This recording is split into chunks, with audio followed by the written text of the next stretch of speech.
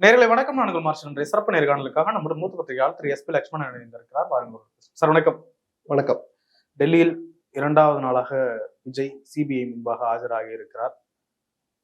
கரூர் தொடர்பான அந்த சம்பவம் குறித்து தான் விசாரணை நடக்கும் அப்படின்னு எதிர்பார்த்துட்டு இருந்தப்ப விஜய்க்கு எங்கெங்கெல்லாம் பணம் வருது, மாநாடு போட்டதுக்கெல்லாம் எங்க இருந்து பணம் வந்தது, வெளிநாட்டுல இருந்துலாம் எதுவும் டிரான்சாக்ஷன் நடந்திருக்கு, இந்த கோணத்திலையும் விசாரணை நடப்பதாக தகவல்.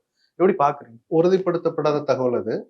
அப்படி இருந்தா நான் ஆச்சரியப்பட மாட்டேன். ஒருத்தர் அப்படி வராரு, அந்த நிகழ்வுல சம்பந்தப்படுத்தி சில நிதி ஆதாரங்கள் வந்திருக்கு, அது வெளிநாடுகள்ல இருந்து வந்திருக்குன்னா இந்த எஃப்ஐஆரோடு தொடர்பில்லாத விஷயம்தான் என்றால் கூட அவங்க நினைச்சா அதை பண்ணலாம்.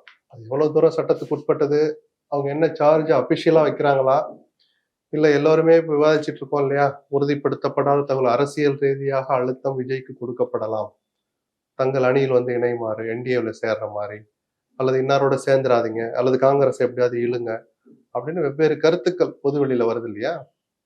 அந்த அரசியல் அழுத்தங்களுக்கு மேலும் ஒரு அழுத்தம் கொடுக்கறதுக்காக இது போன்ற விஷயங்கள் ஆதாரங்களை கையில வச்சிருக்காங்களா அப்படின்லாம் பார்க்கணும். ஏன்னா அதுல ஒன்றும் நமக்கு ஆச்சரியம் இல்லை. பிஜேபி தன்னுடைய நிர்வாகத்தின் கீழ் இருக்கிற சுதந்திரமான விசாரணை அமைப்புகளை அரசியல் காரணங்களுக்காக பயன்படுத்துவது புதிதல்ல. விஜய்க்கு வேணா இந்த சிலபஸ் புதுசா இருக்கலாம், பத்திரிகையாளர்களுக்கும் இந்த நாடும் ஏற்கனவே அறிந்த சிலபஸ் தான் அது. என்ன நடக்குதுன்னு வெளிப்படையா சொல்லட்டும், நம்ம அப்புறம் அதில் கருத்து சொல்லலாம். சட்டத்துக்கு புறம்பாக ஏதாவது நடந்திருந்தால் அதுக்கு பதில் சொல்ல வேண்டிய கடமை விஜய்க்கோ அல்லது அதில் சம்பந்தப்பட்டவர்களுக்கு இருக்குங்கிறத நம்ம யாரும் மறுக்க போறது. இப்போ ஏற்கனவே முன்பாக விஜய் மேல வழக்கே பதிவு செய்யப்படல, மத்தவங்க மேல எல்லாம் வழக்கு போட்டிருந்தாங்க, விஜய் மேல எதுவுமே பதிவு செய்யப்படல. இல்ல, எஃப்ஐஆர்ல பேர் இருந்தாதான் அவங்களை கூப்பிட்டு விசாரிக்கணும்லாம் ஒண்ணும் இல்லை. அந்த வழக்கோடு தொடர்புடைய எவரையும் கூப்பிடலாம், அந்த அதிகாரம் சிபிஐக்கு இருக்கு. 2 நாள் போறாரு, இதெல்லாம் ஒரு நாளும் போய் அப்படி ஃபாலோ பண்ணணும் அவசியம் இல்லை. சிபிஐ விசாரணை கேட்டது விஜய் தான், அவருடைய கட்சியினர் தான். ஸோ அவங்க கேட்கிற அவங்களுடைய இழுப்புக்கெல்லாம் போக வேண்டிய கடமை அவருக்கு இருக்கு. ஒருவேளை இயல்பை தாண்டி நடந்துக்கிறாங்கன்னா அந்த பாடத்தையும் கற்க வேண்டிய கடமை விஜய்க்கு தான் இருக்கு. கத்துக்கட்டுமே, அதான அரசியல். தாண்டி வரட்டும், நம்ம சார் 2வது நாள் கூப்பிடுறோம் சார், பொங்கலை கூட விடல சார், எதுக்கு சார் நம்ம அப்படி பதறணும்? என்னை பொறுத்த வரைக்கும் விஜய் ஒரு தலைவராக, ஒரு அரசியல் கட்சியை நடத்துவராக அவருக்கு இந்த அனுபவம் கூட அவசியம் தான் நான் சொல்லுவேன். இன்னொன்று சொல்லட்டுமா, எக்ஸ்ட்ரீமா ஒன்று சொல்லவா? வாய்ப்பே இல்லை, சட்டத்துட்பட்டு சரிதானான்னு தெரியல, விஜய் ஜெயில போட்டுருவோங்கிறாங்க, போடட்டும், ஒரு 10 நாள் 10 நாள் உள்ளதான் இருக்கட்டுமேங்கிறேன் நான். விஜய்க்கு அது ஒரு நெஞ்சுரத்தை கொடுத்தா ஒரு தமிழ்நாட்டு பிரஜையா நான் சந்தோஷப்படுவேன். ஒரு பேச்சுக்கு சொல்றேன், எதுவுமே வேண்டாம், நான் அப்படி ஜென்ட்லா தான் இருப்பேன், ஸ்பெஷல் பிளைட்ல தான் போவேன், பேசஞ்சர் பிளைட்ல கூட பக்கத்துல யாரையும் உட்கார விட மாட்டேன்லாம் விஜய் நினைச்சாருன்னா அரசியலுக்கு ஒரு லாயக்கு இல்லைங்கிற முடிவுக்கு நம்ம வரலாம். இந்த அழுத்தங்கள் எல்லாம் தாண்டி வரணும் சார், அதானே சார் அரசியல். இல்ல, அந்த அழுத்தங்களுக்கு பின்னாடி இருக்க பொலிட்டிக்கல் இஷ்யூவை பார்க்கணும்ல. ஆமா, அதனாலதான் சொல்றேன், பிஜேபியை பார்த்து நம்ம அதிர்ச்சி அடையல. இது அவங்களுடைய தன்னுடைய விசாரணை அமைப்புகளை அரசியல் ஆதாயங்களுக்காக பிஜேபி பயன்படுது, நமக்கு அதிர்ச்சி இல்லைன்னு சொல்றோம். இது கம்ப்ளீட்டா அரசியல் பின்புலத்துலதான் நடக்குதுன்னு புரிஞ்சுக்கலாம். நீங்க கேட்டதுக்கு நான் என் பதில சொன்னேன். உள்ள என்ன நடந்தது, ஒரு உண்மையிலேயே அவருக்கு அழுத்தம் கொடுத்தாங்களா, அந்த அழுத்தத்துக்கு ஒரு அடி பண்ணிடுறாரான்னு வெளியில வந்தா தெரிய போகுது சார். அது வரைக்கும் பதட்டப்படாம இருங்கன்னு தான் நான் உங்களுக்கு சொல்றேன். சார் என்ன சார் 2வது தடவை கூப்பிட்டாங்க, 9 மணிக்கு முதல் நாளே கிளம்பி போயிட்டா சார், போனா உங்களுக்கு என்ன வலிக்குதா? அவர் வசதி முதல் நாளே போய் நைட்டு தங்கிக்கிட்டாரு. இதை ஊடகங்கள் ஏதோ வேற வேலையே இல்லாத மாதிரி இவ்வளவு தூரம் அதை போய் கண்காணிக்கணும் அவசியம் இல்லை சார். சரி, நாங்க சும்மா ஒண்ணு கூப்பிடல, இந்த ஆதாரங்கள்லாம் வச்சுட்டு தான் கூப்பிட்டோம் அப்படின்னு என்ஐஏ உள்ள வந்துட்டு தான் ஒரு தகவல் இருக்கு, வந்து ஆதாரங்களை போடட்டுமே. வெளிநாட்டிலிருந்து 17 கோடி ரூபாய் முறைகேடாக வந்திருக்கிறது, ஆதாரங்களை காட்டட்டும், எஃப்ஐஆர் போடட்டும், சம்பந்தப்பட்ட கைது பண்ணட்டுமே. இதுல பதறதுக்கு என்ன சார் இருக்கு? விஜய கூப்பிட்டாங்களே, விஜய் கூப்பிடாம என்ன சார் செய்வாங்க? யாரு சார் இதை கேட்டது? இல்ல சார், அதுல சில விஷயம் யாரு கேட்டது? சரி, அவங்கதான் கேட்டாங்க. நாங்க கேட்டோம், இப்படி எல்லாம் பொலிட்டிக்கலா அதை பயன்படுத்த எங்களுக்கு தெரியாதுன்னு சொன்னா விஜய் அரசியல் நடத்துவதற்கு லாயக்கலன்னு அர்த்தம். இந்த அரசியல அவர் கவனிக்கல, பேப்பரை கூட படிக்கலன்னு அர்த்தம். ஜனநாயக பிஜேபி 5 வருஷமா என்ன பண்ணுன்னு எல்லாருக்கும் தெரியுது இல்ல, கடந்த 5 வருஷமா இந்த ஜனநாயக விஷயத்துல எவ்வளவு அரசியல் எல்லாரும் தெரிஞ்சுட்டு தானே இருக்கிறார். அப்ப இல்ல அதிர்ச்சி அடைஞ்சாரா நம்ம பரிதாபம் தான் படணும். இல்ல, ஏற்கனவே தமிழ்நாடு காவல்துறை இல்ல இங்க ஏதாவது விசாரணை அமைப்புகள் நடத்தினா இங்க இருந்து நெருக்கடி இருக்கும்னா அவர் அங்க போயிருக்காரு. அப்ப அவர் வாய் திறந்து பேசட்டும் சார். நம்ம ஏன் பதட்டப்படணும் தான் உங்களை கேட்கிறேன். நான் பர்டிகுலரா உங்களை பார்த்து கேட்கிறேன், எதுக்கு பதட்டப்படுறீங்க?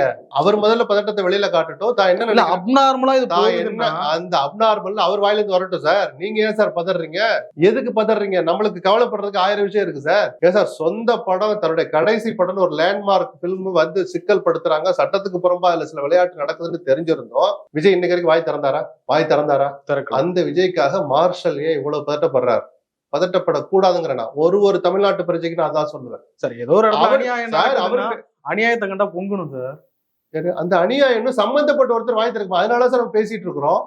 அது தப்பு. அந்த குழுவில் இருக்கிற ஒருவரே புகார் எழுப்புவதற்கு முகாந்திரம் இல்லை, அந்த புகாரை ஓரலா சொன்னா அவர் எதெல்லாம் விரும்பலையோ அந்த காட்சியை நீக்கிறதுக்கும் இயல்புல அவர் இருக்கு. லீகலா ஃபைட் பண்ணிட்டு இருக்காரு. அதான் சார் சொல்றேன். ஒரு 2 ட்வீட் போட மாட்டாரா? எனக்கு நீதியின் மேல் நம்பிக்கை இருக்கு, நம்ம நாட்டின் நீதித்துறையை நான் இன்னமும் நம்புறேன், நீதி வெல்லும். ஒரு ட்வீட் போட மாட்டாரா? நான் எதுவுமே பேச மாட்டேன்னு அவர் சொல்லுவார். நீங்க மாங்குன்னு போய் அவர் பின்னாடியே அலைவீங்களா? வெக்கமா இல்லையா சார்? ரொம்ப வெளிப்படையா கேட்கிறேன் சார், வெக்கமா இல்லையா? நமக்கு வேற வேலை இல்லையா? பொங்கி எல்லாம் முடிச்சிட்டோம்ல, பொங்குன பிறகு அவர் இன்னும் ஒரு நெருப்பு இருக்கிற மாதிரி கூட காட்ட மாட்டாரு. நீங்க பொங்கி வழிஞ்சிட்டீங்க. சொல்லுங்க சார். குறைஞ்சபட்ச ஒரு எதிர்பார்ப்பு தானே ஒரு லீடர். அவரு உங்க படம் உங்க சொந்த விவகாரத்துக்கே குரல் கொடுக்க மாட்டீங்க, பிஜேபி பார்த்து பயப்படுறீங்களே, பதுங்குறீங்களேன்னு விமர்சனம் வருது. அது அவருக்கு அதுக்கும் போகுது. நான் இன்னமும் பேச மாட்டேன்னா அது என்ன ஒரு ஆணவம்னு எடுத்துக்கிறதா, அறியாமைன்னு எடுத்துக்கிறதா? அவர் தரப்புல இருக்க நியாயத்தை அவர் எதுக்கு சொன்ன ஊரே சொல்லுது. இப்படி டீகோட் பண்ணிக்கிட்டு தாவிக்கிட்டு வர வேண்டிய அவசியம் என்ன நமக்கு? உங்களையும் நான் என்னோடய சேர்த்துக்கிறேன். நமக்கு என்ன அவசியம் வந்துச்சு? அவர் முதல்ல பேசட்டும்ங்கிற, நான் அவரை விமர்சிக்கல. நான் அவர் பேசட்டும் சார், வாயை திறந்து. நீங்களாவே இப்படி இருக்குமா சார், அவர் இதெல்லாம் நினைச்சு போயிருக்க மாட்டாரு சார், எதுக்கு பதறீங்க? சொல்லுங்க சார். நான் என்ன சொல்றேன், அவர் போராட வேண்டிய இடத்துல போராடுறாரு. இங்க ஏதாவது ட்வீட் போட்டாலும், இங்க பொலிட்டிக்கலா இஷ்யூ கிளப்பினாலும் போராட வேண்டிய நேரத்தில் போராடுறா. நீங்க எதை மைண்ட்ல சொல்றீங்க? இல்ல, அவர் லீகலா கோர்ட்ல கேஸ் போடுறாரு, லீகலா அங்க போயிட்டு பாக்குறாரு, அவர் லீகலா பண்ணிட்டு இருக்காரு. சரி, பண்ணட்டும். வேற என்ன? அவர் ஏன் வெளியில பொது வெளியில ஏன் பேசணும் நம்ம எதிர்பார்க்கிறோம்? பேச அப்படி இருக்கட்டும். பெட்டா எதுக்கு நீங்க பாட்டப்படுறீங்க? சிபிஐ கேட்டா போறாரு, நீங்க ஏன் பாட்டப்படுறீங்க?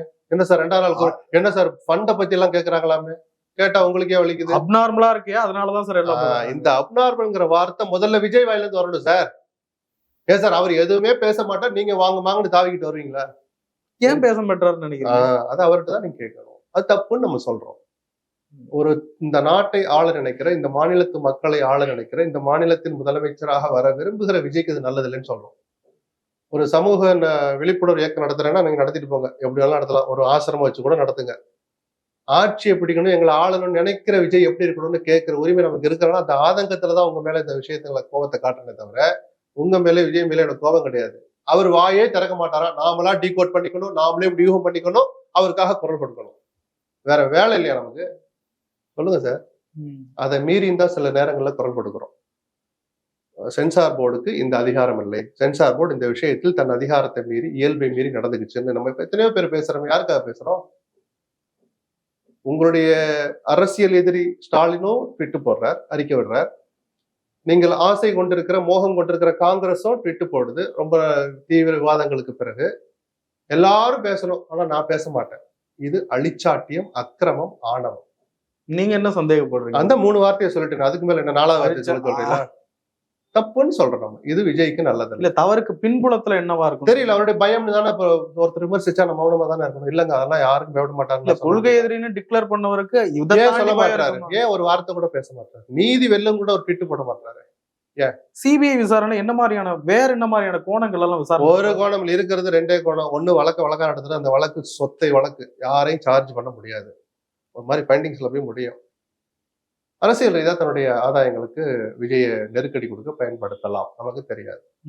அது விஜயனுடைய அடுத்தடுத்த இந்த மௌனம் தொடர்ந்தால், இல்ல ஒரு முடிவை எடுத்தா, நான் இந்திய நாட்டு நலனுக்காக என்டிஏவில் இணைகிறேன்னு சொல்லியிருந்தான்னா நிச்சயம் உள்ள ஏதோ நடந்திருக்கு, நம்ம ஒரு முடிவு வரலாம்ல. அப்படி ஒரு முடிவு அவர் சொல்லட்டும், அவர் வாயில இருந்து வரட்டும். நம்ம அப்புறம் வெளிப்படையாவே பேசலாம். டீகோட் பண்ணலாம் அவசியம் இல்ல, எடுத்து வச்சே வாதிக்கலாம். விஜய் அங்க போய் சிபிஐ கிட்ட கேட்ட கேள்விக்கு இப்படி சொன்னதாக நியூஸ் வந்துட்டு இருக்கு. இல்ல, வதந்திகளை எல்லாம் ஒரு லெவலுக்கு நியூஸ் அபிஷியல் நிறைய ஆரம்பத்தை அது உறுதிப்படுத்தப்படாத தகவல். அதை வச்சு விமர்சிக்கிறதோ, பாராட்டுறதோ, மெச்சுறதோ வேண்டான்னு பாக்குறேன். எப்படியா இருந்தாலும் விஜய் போய் சொல்றது, நான் முழுசா காவல்துறையை நம்பினேன், அவங்க கிட்ட நம்பி எல்லாத்தையும் போனேன், அப்படி ஒரு அறிக்கை வரட்டுமே. அவ்வளவு தூரம் நல்லா. அவர் ஆல்ரெடி வீடியோல அதான் சார் பேசினாரு. அப்ப அதையும் சொல்லியிருக்காரு, விட்டுரும். அது ஒரு கருத்து சொல்லிட்டாரு. அதனால இந்த வழக்கு ஒண்ணும் ஆகாது சார். விஜய் ஜெயில போடுற வழக்கு அல்ல. தமிழ்நாடு அரசு பக்கம் திரும்ப வாய்ப்பு இல்லையா? எப்படி? என்ன ஆதாரத்தை திருப்பீங்க? அப்ப அது அரசியல் இல்லையா? விஜய் விட்டுட்டா அது அரசியல் இல்ல சார். யாரோ ஒரு தரப்புல தப்பு நடந்திருக்கணும்ல சார். பொறுப்பு தான் சுட்டி காட்டுவாங்கன்னு சொல்றேன். இது அந்த மாதிரியான வழக்கு. புரியுதுங்களா சொல்றது? தார்மீக பொறுப்பு. நீங்க இப்படி நடந்திருக்கலாம், இவர் இப்படி வந்துடக்கூடாது, ஏற்பாடுகளை கொஞ்சம் கவனிச்சிருக்கலாம், காவல்துறை அந்த இடத்துல அனுமதி கொடுத்திருக்க கூடாது அப்படின்னு ஃபைண்டிங்ஸ்ல தான் இது போய் முடியும்னு நான் நினைக்கிறேன். இல்ல, இதுல குற்றவாளிகள் கண்டறிய யாரு? குற்றவாளி யாரு? 41 பேரை கொன்னே அவனு திட்டம் போட்டது யார் சார்? விஜய் சதின்னு சொன்னாரு சார். அதை நிரூபிக்கணும்ல. அந்த ஆதாரம் அப்படியே நிறுத்துங்க. அந்த ஆதாரத்தை போய் விஜய் கொடுத்துக்கணும்ல. 2வது தடவை இன்னைக்கு போயிருக்காரு, இன்னைக்காவது கொடுக்குறாருன்னு பாப்போம். யார் தடுத்தா? சிபிஐ இல்ல. இதுக்கு முன்னாடி பொது வெளியில ஏதாவது ஒரு ஆதாரம் சொன்னாங்களா? சும்மா போற போக்குல சொல்லிட்டு போயிருக்கலாம் சதின்னு. ஆதாரத்தை கொடுக்கணும் சார். இது சட்டத்தின் ஆட்சி நடக்கிற நாடு. நீங்க சோசியல் மீடியால விளையாடுற களம் இல்ல இது. ஆதாரத்தை கொடுக்கட்டும். யாருக்கு சம்மந்தப்பட்டாலும் சதி நிரூபிச்சா தாராளமா ஜெயிலுக்கு போவாங்க. அதை நான் மறுக்கவே இல்லையே. என்ன நடந்ததுன்னு பார்த்துட்டு யார் மேலேயும் வெறுப்பு இல்லாம இதை அணுகுனா நடந்தது விபத்துன்னு நம்ம சொல்லல. விஜயனுடைய வழக்கறிஞரே போய் முதல் வார்த்தை அதான் சொன்னார். யார் சொன்னா? விஜயனுடைய தாவேகா வழக்கறிஞரே போய் மதுரை உயர்நீதிமன்றத்தை சொன்ன முதல் வார்த்தை நடந்தது விபத்து. அப்ப நேரத்துக்கு கொண்டு சொல்லுவீங்களா? கோர்ட்டு கொண்டு சொல்லுவீங்களா? மதுரை பெஞ்சுக்கு ஒரு வாதம், மெட்ராஸ் ஹைகோர்ட் மெயின் பெஞ்ச்ல ஒரு வாதம், சுப்ரீம் கோர்ட்ல ஒரு வாதம் வைப்பீங்களா? அப்படி வச்சாங்கன்னா அப்படிப்பட்டவர்களை பத்தி நம்ம சீரியஸா விவாதிக்கணுமா? புரியுதுங்களா சொல்றது? அவங்க சொன்ன வாதம் இது. விபத்துன்னு சொன்னது அவங்கதான். பொது பார்வை அதுதான். யாரும் திட்டமிட்டு கொல்ல மாட்டாங்க. விஜய் வளர்றதை விரும்பாத ஸ்டாலினே என்ன வீடியோல சொன்ன? எந்த தலைவரும் தன் கட்சி தொண்டர்கள் இறப்பதை விரும்ப மாட்டார்கள். இயல்பான வார்த்தை சார் அது. எல்லாருக்குமே பொருந்தும் சார் அது. இத்தனை பேரை கொல்லணும்னா விஜய் கிளம்பி போனாரு, லேட்டா போனதுக்கு ஒரு முன்னேற்பாடு பண்ணலன்னு தான் ஒரு ரெஸ்பான்சிபிலிட்டி தான் பிக்ஸ் பண்ண நினைச்சமே தவிர, விஜய் 50 பேரை குறி வச்சாரு, ஆனா 41 பேர் தான் செத்தான்னு எனக்கு அது யாராவது பேசியிருக்குமா? இந்த மரணங்களுக்கு ஒரு பொறுப்பேற்கணும்னா சொல்லியிருக்குமா? இந்த தார்மீக பொறுப்பேற்கணும் நம்ம சொல்லியிருக்கோம். ஆமா, நான் இப்ப சீக்கிரம் போயிருக்கணும், அல்லது கொஞ்சம் தண்ணி இன்னி வச்சிருக்கணும், ஏற்பாடுகளை கவனிச்சிருக்கணும். போலீஸே சொல்லியிருந்தாலும் இல்ல சார் எங்களுக்கு இந்த இடம் வேணாம், நான் கூட்டத்தை வேற நாள் நடத்திருக்கேன்னு சொல்லியிருக்கணும். இல்ல நான் 1 மாசம் முன்னாடி திடீர்னு ஏற்பாடு பண்ண கூட்டம் ஞாபகம் இருக்கா? அதெல்லாம் மறந்துட்டீங்களா? கரூர் கூட்டமே வீம்புக்கு பண்ண கூட்டம், விஜய் பண்ண வீம்புனால வந்த கூட்டம் அது தெரியுமா? அன்னைக்கு திருவள்ளூர்ல எங்கேயோ போயிருந்திருக்கணும். திமுக இங்க 30 விழா நடத்துது, மற்றவங்க கூட்டம் நடத்திதான் எடப்பாடி போயிட்டு நானும் கரூர் நடத்துறேன்னு 1 மாசம் முன்னாடி ரீஷெட்யூல் பண்ணி நடந்த அவசரமா நடந்த கூட்டம். இந்த தார்மீக தவறுகளுக்கு தான் விஜய் பொறுப்பேற்கணும்னு நம்ம சொல்றோமே தவிர, இத்தனை பேரை கொன்னதுக்கு அவர் தான் காரணம்னு யாருமே சொல்லல. அப்ப இதனுடைய முடிவு தண்டனை நோக்கி போகாது, வெறும் எனக்கு தெரிஞ்சு போகாது. என் அறிவுக்கு நான் சொல்றேன்.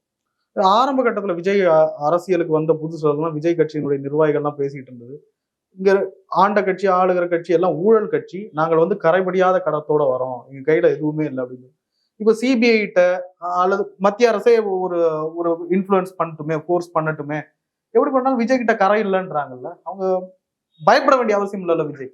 ஆமா, அது விஜய் பார்த்து கழுக்கல. பயப்பட வேண்டிய அவசியம் இல்லையா சார்? ஏன் சார் மௌனமா இருக்கீங்க? உங்க படம் இப்படி சிக்கிட்டு தவிக்குதே, கேட்கணும்ல. யாரை பார்த்து கேட்கணும்?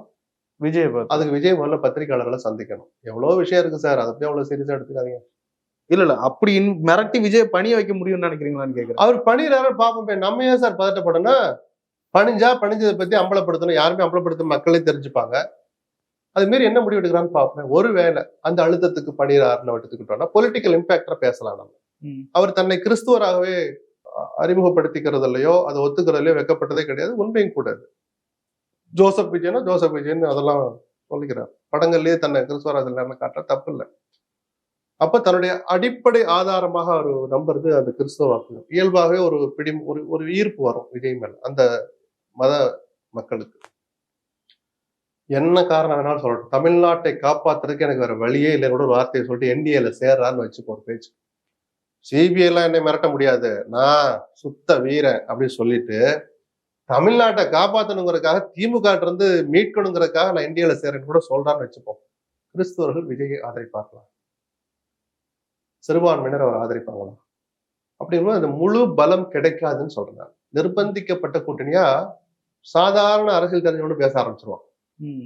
சரி, விஜயை நம்பி ரசிகர்கள் போவான். விஜய் என்ன முடிவு எடுத்தாலும் விஜய்க்காக ஓட்டு போடுவான். அந்த ஓட்டு மட்டுமே ஆட்சியை பிடிக்கிறதுக்கு பத்தாது, சீட்டை ஜெயிக்கிறதுக்கு கூட பத்தாது. ஒரு தொகுதியில ஜெயிக்கிறது கூட ரசிகர் கூட்டம் மட்டும் பத்தாது, பொதுமக்களும் ஓட்டு போடணும்.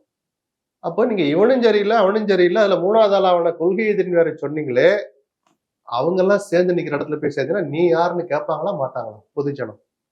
அதனாலதான் முழு பலம் கிடைக்காதுன்னு சொன்னேன். நாங்க உங்ககிட்ட எடப்பாடிக்கு என்டிஏக்கு ஓட்டு போடுறது போல நாங்க விரும்பினா எடப்பாடிக்கு ஓட்டு போட்டு போறோம், அதையே விஜய்க்கு எளியா போய் போகணும்னு நினைப்பாங்களா மாட்டாங்களா? வளருகிற கட்சிக்கு முதல் தேர்தலையே இப்படி யாரும் சரியில்லை, நான் வந்திருக்கேன் தமிழ்நாட்டை காப்பாற்ற போறேன்னு சொன்ன ஒருத்தருக்கு நல்லது இல்லைன்னு நம்ம சொல்றோம். அதுல பலமும் இருக்கு பலவீனம் இருக்கு. முழுக்க அதிமுகவுக்கு அது சாதகமா இருக்கும் விஜய் ஒரு வேலை சேர்ந்தா. விஜயனுடைய அரசியல் வளர்ச்சி அந்த தேர்தலோடு முடிஞ்சு போயிடும், துணை முதலமைச்சராகவே ஆனாலும் கூட. நான் சொல்றேன், ஜனநாயகனுக்கு உச்சநீதிமன்றத்தில் தீர்வு கிடைச்சணும்னு நினைக்கிறீங்களா? விஜய்க்கு நிவாரணம் கிடைச்சு காத்திருந்து பார்ப்போம். அதாவது டெட்லைன் வச்சுட்டாங்களா, 20ஆம் தேதிக்குள்ள விசாரிச்சு முடிங்கன்னு சொல்லிட்டாங்க. வரட்டும். இப்ப என்ன, விஜய்க்கு இல்லாத கவலை நம்ம எதுக்கு கவலைப்படணும்? பொதுவா நல்லது இல்லைன்னு சொல்றோம். ஜனநாயக ரீதியாக என்கிற தன்னாட்சி அதிகாரத்தோடு இயங்குகிற அமைப்புகளை கூட நீங்க அரசியலுக்கு பயன்படுத்தாதீங்கன்னு நம்ம குரல் கொடுக்குறோம்ல சார். நீங்க குரல் கொடுக்குறீங்களா சார்? ஏன் விஜய் கொடுக்க மாட்டாராமா? அவன் அவ்வளவு பெரிய ஆளா? கேள்வி வருமா வராதா? சாதாரண ராமசாமி குப்புசாமி கேட்பானா கேட்க மாட்டானா? நீங்க என்ன அவ்வளவு பெரிய ஆளா? உனக்காக எல்லாரும் குரல் கொடுக்குறாங்களே, நீ ஏன் பேசலன்னு கேட்பானா கேட்க மாட்டானா? விஜய் இதை முதல்ல புரிஞ்சுக்கணும். விஜயனுடைய முகம் இருக்கு, விஜய்க்காக திரளுகிற ஏகப்பட்ட தொண்டர் படை இருக்கு, பேசுகிற கூட்டம் இருக்கு. இதை கடந்து விஜய் பேசாதது மட்டுமே ஒரு பெரிய அதுதான் டெவலப் விஷயம். அதுதான் விஷயம். இப்ப கூட பேசல, நாளைக்கு ஆட்சியில உட்காந்து நீங்க யாருக்காக பேசுறீங்கன்ற உரிமை கலந்த கடமை கலந்த கேள்வி நம்ம எழுப்பணும் சார். நாளைக்கு என்ன நீங்க அவர் விஜய் ஆட்சிக்கு வந்துட்டா நீங்க ஆந்திரா போறீங்களா, கேரளா போறீங்க, எங்க வீடு மாத்த போறீங்க? தமிழ்நாட்டுல தான் இருக்கும். அப்ப உங்களையும் சேர்த்தான ஆள போறாரு. நீங்க கேள்வி கேட்க மாட்டீங்களா விஜய? எப்பா இப்ப உங்க விஷயத்துக்கே கேள்வி கேட்க மாட்டேன், நாளைக்கு முல்லை பெரியார்லயோ காவிரிலயோ நம்ம உரிமையை பறிக்கிறாங்கன்னா தமிழ்நாட்டுக்கு கொடுக்க வேண்டிய நிதியை தரமாட்டோம், ஸ்கூலுக்கு கொடுக்க வேண்டிய நிதியை தரமாட்டோம் சொன்னா குரல் கொடுப்பீங்களா மாட்டீங்களா? கேள்வி கேட்பீங்களா மாட்டீங்களா? கேட்பீங்கல்ல? அப்ப அந்த கேள்வியினுடைய அடிப்படை இங்கதானே சார் தொடங்குது. இதுக்கே கேட்க மாட்டியப்பா நாளைக்கு நீ எப்படிப்பா கேட்பன்னு கேள்வி கேட்பாங்களா மாட்டாங்க? விஜய் பதில் சொல்லிதானே ஆகணும். திரைத்துறையும் அரசியலையும் கலக்க வேணாம்னு நினைக்கிறாரு. என்ன சார் அக்கிரமம் அது? ஏன் சார் நீதி வெல்லும் கூட ஒரு வார்த்தை நான் பேச மாட்டேன்னா அப்படியெல்லாம் கொண்டு நீங்க வார்த்தைகளை ரெடி பண்ணி கொண்டு விஜய் மேல பூசி பாதுகாக்கிறீங்களா நீங்களாம்? உங்களையும் சேர்த்து தான் கேட்கிறேன். அப்படி என்ன சார் அவசியம் வந்துச்சு? வெக்கமா இல்லையா உங்களுக்கு? சொல்லுங்க, அப்படி என்ன அவசியம் வந்துச்சு? அவர் வாயே திறக்க மாட்டாரா? நம்ம வார்த்தைகளை கண்டுபிடிச்சு கோர்த்து அந்த மாலையை கொண்டு விஜய்க்கு போடணும் சார். இங்க ஒரு பிரச்சனைனா பல பிரச்சனைக்கு பேசியிருக்காரு சார். என்ன எதுக்கெல்லாம் பேசியிருக்காரு சார்? எதுக்கெல்லாம் பேசுற சொல்லிட்டு அவங்க திமுக அவர் திட்டாதிட்டாங்க. அடுத்து அம்பேத்கர் அசிங்கப்படுத்தினப்ப கூட பேசினாரு, சரி கண்டிக்கிறோம்னு பேசினாரு. இதுதான் விஷயமா சார்? 2 மாநாடு நடத்தி 2 வருஷம் ஆன கட்சி 2 வாரத்துக்கு மேல உங்களால சொல்ல முடியல. தினசரி அவ்வளவு அக்கிரமம் நடக்குது. பேசுறதுக்கு கருத்து சொல்றதுக்கு உங்களால 2க்கு மேல சொல்ல முடியாது. திமுக எதிர்ப்பு ரைட், அவருடைய கொள்கை. தாராளமா திமுக அவர் ஆர்ப்பாட்டம் நடத்தினாரு. காவல்துறை அந்த அத்துமீறல் தொடர்பா ஆர்ப்பாட்டம் நடத்த. சரி, அதெல்லாம் அதோட முடிஞ்சு போச்சு சார். ஒரு அரசியல் கட்சிங்கிறது நீரோட மாதிரி சார், ஓடிக்கிட்டே இருக்கணும் சார். டெய்லி 10 மணி ஆனா கருத்து சொல்லணும் இல்ல, அப்பப்பயாவது பிரச்சனைகளுக்கு பதில் சொல்லணுமா இல்லையா? திருப்பரங்குன்ற விஷயத்துல உங்களுடைய கருத்து என்ன சொல்லுங்க சார். ஏன் பேச மாட்டீங்க? ஏதாவது ஒரு கருத்து சொல்லணும்ல. அரசியல்ல மதத்தை கலக்காதீங்க. ஒரு வரி ட்விட்டு கூட போட முடியாது அவங்களால. யாரையுமே திட்டல. அது இது திமுகவுக்கும் பொருந்தும் பிஜேபிக்கும் பொருந்துற கருத்து. அது இந்த கருத்து சொன்னா நீங்க அரசியலுக்காக மத அரசியலுக்காக போலீஸை பயன்படுத்தாதீங்கிற அதுல ஒளிஞ்சிருக்கு. நீங்க நல்லா இந்து முஸ்லீம் ஒன்னா சகோதரர்களா இருக்கிறாங்க, நீ உள்ள கலாட்டா பண்ணாது பிஜேபிக்கு ஒரு மெசேஜ் மறைஞ்சிருக்கு. இந்த ஒரு கருத்தை கூட சொல்ல மாட்டாரா? இப்படி எல்லாம் சொல்ல மறுக்கிறதுக்கு எதுக்கு சார் தாவிக்கிட்டு இப்படி பேசுறீங்க? தப்பு சார். அது விஜயும் தன்னை மாத்திக்கிட்டோம். அதுக்கு முதல்ல ஸ்பேஸ் கொடுங்க. நீங்களா போய் விழுகாதீங்க. புலிக்கு பயந்தாலும் என் மேல படுத்துக்கடான்னு ஒருத்தன் கேட்ட மாதிரிதான் கதை அது. விஜய் கண்டிப்பாக கூட்டணிக்கு வந்தே ஆகணும்ன்ற அந்த ஒரு தீவிரமா இருக்கா பாஜக? இருக்கலாம்ல. ஏன்னா எடப்பாடியோட அந்த முயற்சி வெற்றி பெறல. நீங்களாவது ஒரு முயற்சி பண்ணி பாருங்கன்னு அவர் சொல்லி இருக்கலாம். பட் அதுக்கு ஒரு எல்லைதான். அதுக்காக என்ன கட்டி வச்சிட போறாங்களா? கூட்டணிக்கு ஒத்துக்கிற வரைக்கும் சென்னைக்கு போட மாட்டோம்னு சிபி ஆபீஸ்ல கைத்த போட்டு கட்ட போறாங்க. ஒரு அழுத்தம் கொடுத்து பாப்பாங்க. அதெல்லாம் செய்திகளான்னு பாக்கணும். வேற கோணத்துல போறத பார்த்தா விஜய் அப்படியே கைது செய்யப்பட வாய்ப்பு. பண்ணட்டும் சார், பண்ணிட்டு வெளியே வரட்டும் சார். பண்ணட்டும். நீங்க ஏன் பதறீங்க? தமிழ்நாட்டுல அது ஒரு பொலிட்டிக்கல் இஷ்யூவா சார்? எந்த ஆதாரத்தின் அடிப்படையில கைது பண்றோம்னு சொல்லட்டும். உண்மை இருந்தா கோர்ட்டு பார்க்க போகுது, அவருக்கும் வக்கீல் இருக்க போறாங்க.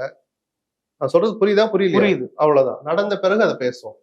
இந்த கரூர் விவகாரம் இப்படி கேஸ் நடக்கிறதுலாம் தமிழ்நாடு மக்கள் மத்தியில விஜய் மீதான பார்வையை எப்படி சார் கொண்டு வந்து? ஒண்ணு இருக்காது, அதெல்லாம் கடந்து போயிடும். அவங்களுக்கு கவலைப்படுறதுக்கு 1000 விஷயம் இருக்கு சார். விஜய் மட்டும்தானா? சொல்லுங்க. இல்ல நான் யதார்த்தமான அரசியலை பேசுறேன். அவங்களுக்கு எதை பத்தி கவலை கிடையாது. தேர்தலுக்கு முன்னாடி என்ன மனநிலையோ அதை வச்சா ஓட்டு போடுவான். சில விஷயங்கள் ஞாபகத்துக்கு வந்தா யாரையாவது ஆதரிப்பாங்க. சில விஷயங்கள் இன்னும் நல்லா ஞாபகத்துக்கு வந்தா இவன் வரவே கூடாதுன்னு நினைப்பாங்க. அவ்வளவுதான். அந்தந்த நேரத்து சூழல் தான். ஒரு விஷயத்தை வச்செல்லாம் யாரும் இடப்பட மாட்டான். ஆனா நீண்ட காலத்துக்கு விஜய்க்கு இது நல்லதா தான் நம்ம சில அறிவுரைன்னு கூட நமக்கு எல்லாம் தகுதி இருக்கான்னு தெரியல. அதெல்லாம் வேற மாதிரி இருக்கட்டும். நம்ம நினைக்கிறத சொல்ற உரிமை நமக்கு இருக்கு. இல்ல நான் இப்படி டைரக்டா கேட்கணும்னா அனுதாபத்தை கூட்டி இருக்கா, வெறுப்பை கூட்டி இருக்கா? அப்படியெல்லாம் இட போடுறதுக்கு மெஷின் வரல. அப்படிலாம் யாராவது எடுத்தா அதை விட்டுட்டு வேற வேலையை பாருங்க. அதை பத்தி எவ்வளவு கவலைப்படுறீங்க? தேர்தல் அரசியல், தேர்தல் முடிவு தான் சார் அதை இட போடும். இல்ல சார், இந்த தேர்தலோட முடட்டம் தேர்தல் முடிவு வந்தாதான் அதெல்லாம் இட போடுறதுக்கு மெஷின் இல்ல. அதுக்காக நீங்க கவலையும் படாதீங்க. மக்களை தவறா திசை திருப்பாதீங்க. அவங்களுக்கு 1000 வேலை இருக்கு, 1000 கவலைகள் இருக்கு. விஜய்க்கு அனுதாபம் கூடி இருக்கா கூடலையான்னு உட்காந்து இட போட்டுட்டு இருக்க வேலை மக்களுக்கு இல்ல. அதோட முக்கியமான வேலைகள் நிறைய இருக்கு. இதெல்லாம் தாண்டி வரட்டும். அதை ஒரு வளருகிற கட்சி தலைவரா விஜய்க்கு அது நல்லது. அதோட கடந்து போயிடணும். இப்படி ஆயிருக்குமா சார்னா என்ன, நமக்கு வேற வேலை இல்லையா? இல்ல அது ஏதாவது அர்த்தம் உள்ளதா இருக்குமா? எப்படி கண்டுபிடிப்பீங்க? அந்த ஃபார்முலா சொல்லுங்க. அந்த மெஷினை காட்டுங்க. பர்மா பஜார்ல வாங்கினீங்களா, பாண்டி பஜார்ல வாங்கினீங்களா? இல்ல ஏற அந்த அனுதாப மெஷின் எங்க கண்டுபிடிச்சு எவ்வளவு அனுதாப கூட்டி இதுக்கு முன்னாடி அரசியல் தலைவர்கள் எல்லாம் ஏதாவது வழக்குல கைது அது எப்போன்னா, செய்யப்பட்டப்ப அது எஃபெக்ட கொடுத்துச்சா, அது பலனளிச்சான்றதுக்கு ஒரு உரைகள்லாம், ஒரு தேர்தலோ ஒரு களமோ வந்திருக்கும். அந்த களம் வரப்போது, வந்த பிறகு பார்ப்போமே. விஜயனுடைய அவர் இந்த பாடுபடுத்தினதுக்கு தான் மக்கள் இவ்வளவு பெரிய பரிசை கொடுத்திருக்காங்கன்னு நம்ம பேசலாம். இல்ல இப்படி எல்லாம் நடந்ததுதான் விஜய் இந்த அனுபவிச்சிருக்கிறாருன்னா அப்படியும் பார்க்கலாம். நம்ம முன்னாடியே இது முன் முடிவா எதுவும் சொல்லக்கூடாது. நிறைய விஷயங்களை போய் நம்ம நன்றி. நன்றி.